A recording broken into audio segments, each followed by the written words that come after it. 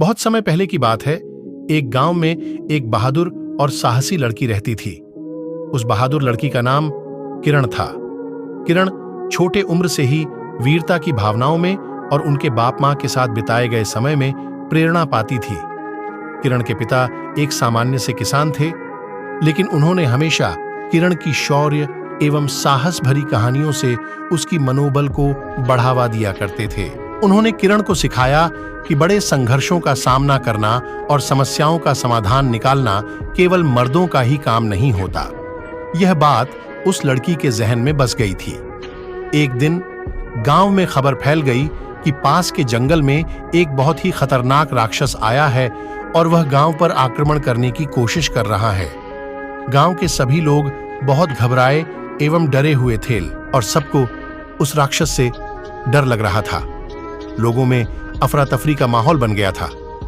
सभी लोग चीखते चिल्लाते घरों में छिपकर उस राक्षस से रक्षा की बात कर रहे थे, लेकिन कोई भी उस खतरनाक राक्षस का सामना नहीं करने को तैयार था।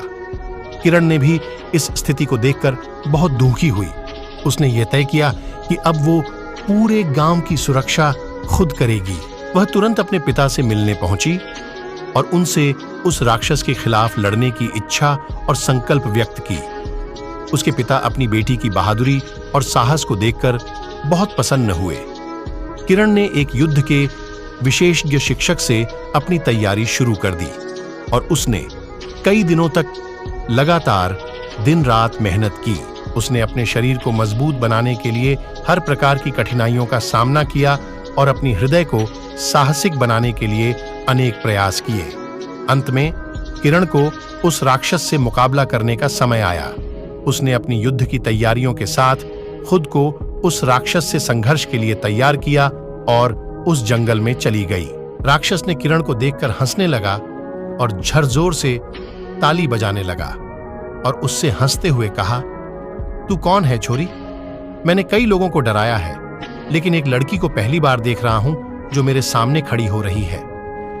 किरण ने अपनी साहस और दृढ़ संकल्प के साथ उस राक्षस के सामने खड़ी होते हुए कहा, मैं तेरी दुर्बलता और दुष्कर्मों का अंत करने आई हूं। मैं तुझे यहां से अपने साहस और वीरता से हराऊंगी। राक्षस की यह बातें सुनकर किरण का मन नहीं भरा।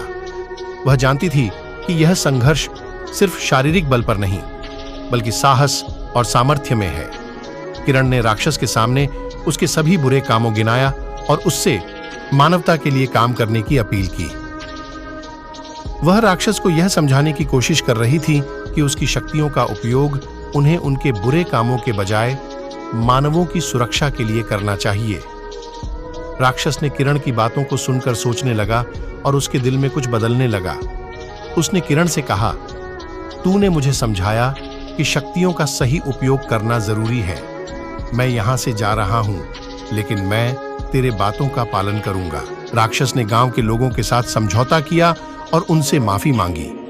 उसने उनके साथ एक समझौता किया कि वह अब उनकी सुरक्षा करेगा और किसी भी तरह से किसी का नुकसान नहीं करेगा। किरण ने अपनी बहादुरी और साहस से न केवल अपने गांव को सुरक्षित किया, बल्कि उसने एक बदलाव की प्रेरणा सभी को दी, खासकर गांव की लड़कियों को।